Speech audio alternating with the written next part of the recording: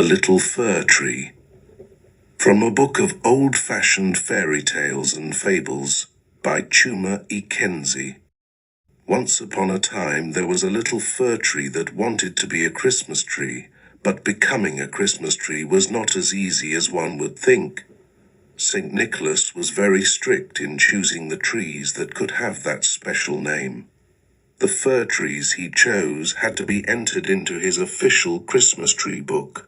Only then could they be paraded around the villages and towns as Christmas trees. The Christmas tree book was very large and thick, befitting of a good old saint.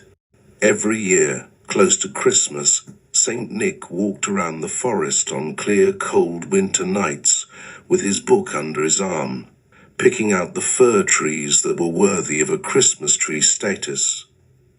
The fir trees that were chosen usually shivered with joy and bowed their branches all the way to the ground in grateful appreciation. The chosen trees sprouted halos around their tops, and their bright halos set the entire forest aglow. The brightness often woke up little animals sleeping in the tree branches. This little fir tree wanted so much to be a Christmas tree, but each year St. Nicholas walked past him on those clear, cold winter nights. St. Nick only looked seriously at his large book and said nothing to the little fir tree.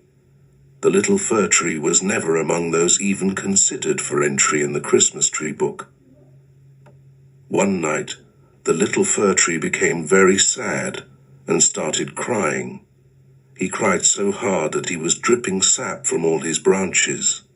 The sound of his dripping tears and sap was heard throughout the forest. The sad sound reached a grey-bearded elf who wore a green moss skirt. This elf lived in a dark hole in the ground near the little fir tree. The elf liked the little fir tree because it often gave him green needles for his grass pipe, from which he blew curling clouds of blue smoke toward the golden sun. When he heard the fir tree crying and dripping sap, he asked, "Why are you crying so much?" The little fir tree stopped crying for a moment to tell the elf of his heartache. On hearing the little fir tree's story, the elf became quiet and serious, causing his nose to glow so red that the fir tree feared that the elf's moss skirt would catch on fire.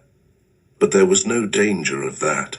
The redness of the elf's nose just showed how much he cared. The elf was happy to hear that the little fir tree wanted to be a Christmas tree. He straightened up, took a few deep breaths and said calmly, "My dear fir tree, perhaps I can help you. I am good friends with some candles, including a very colorful one. I can ask them to come to your aid. I also know a big gingerbread heart, though only slightly. In any case, let me see what I can do." With that said, the little elf broke an icicle off a nearby tree.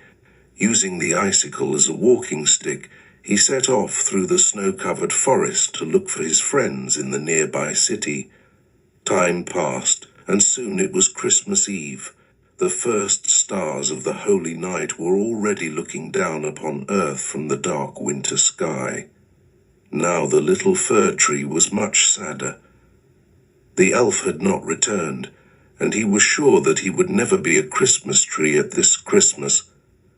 Suddenly, there was a flurry of activity in the forest. In the distance, a whole company could be seen trudging excitedly through the snow. There was the elf with the icicle in his hand, and 7 candles floating behind him. There was also a matchbox with something printed on it. When the company arrived at the little fir tree, the elf cleared his throat, took a deep breath and said, "Allow me to introduce my friends. These 7 candles, including my colorful candle friend, are made of the finest wax. This matchbox is from a good family because it only ignites when struck on its brown surface. With their help, you will become a Christmas tree." Then he added rather apologetically, "The big gingerbread heart, which I only know slightly, has promised to come." But first, it wants to buy a pair of warm felt shoes, because it is too cold in the forest. However, it gave one condition for coming. The condition is that someone has to volunteer to eat it, because that's what gingerbread hearts are made for.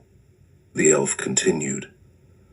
I asked a badger that I know if he would be so kind as to eat the gingerbread heart. Of course, I had to first wake the badger because he is hibernating, but he stayed awake long enough to promise that he would come on Christmas morning to eat the gingerbread heart. I just hope he doesn't forget and sleep the entire day. Then the elf bowed deeply and disappeared into his hole in the ground. The candles floated gently up the little fir tree, and the matchbox pulled one matchstick after another out of its stomach. Striking them on its brown surface, he lit the candles one by one. As the candles burned brightly in the snow-covered forest, the gingerbread heart arrived, breathless from running. It hung itself nicely in the middle of the little fir tree. While running through the snow, the gingerbread heart had lost its warm felt shoes and had caught a cold. But the warm glow of candlelight soon made it feel much better. Very late the next morning, the badger crawled out of his den to keep his promise to eat the gingerbread heart. But when he arrived at the little fir tree, he learned that the little angels, who come down to earth on Christmas morning, and who love to eat gingerbread hearts, had beaten him to it. He was very disappointed and complained bitterly to the little fir tree. He complained about how he had broken his sleep to trudge through the snow to eat the gingerbread, and that was now done for nothing.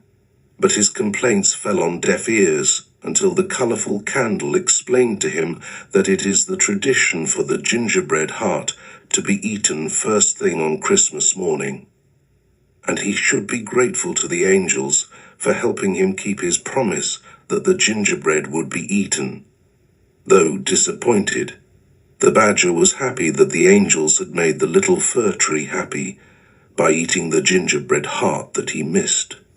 The little fir tree, who had been transformed into a Christmas tree, was basking in the warm glow of the burning Christmas candles, and he was so happy that his wish had come true. He did not notice the badger's badgering. It did not even matter that he had not made it into St. Nick's book. He was just thrilled that he was experiencing the ultimate desire of a fir tree to give joy by being a Christmas tree. The badger also looked forward to returning to his hole to continue with his Christmas snooze, the best and only way that a badger would ever think of celebrating Christmas Day.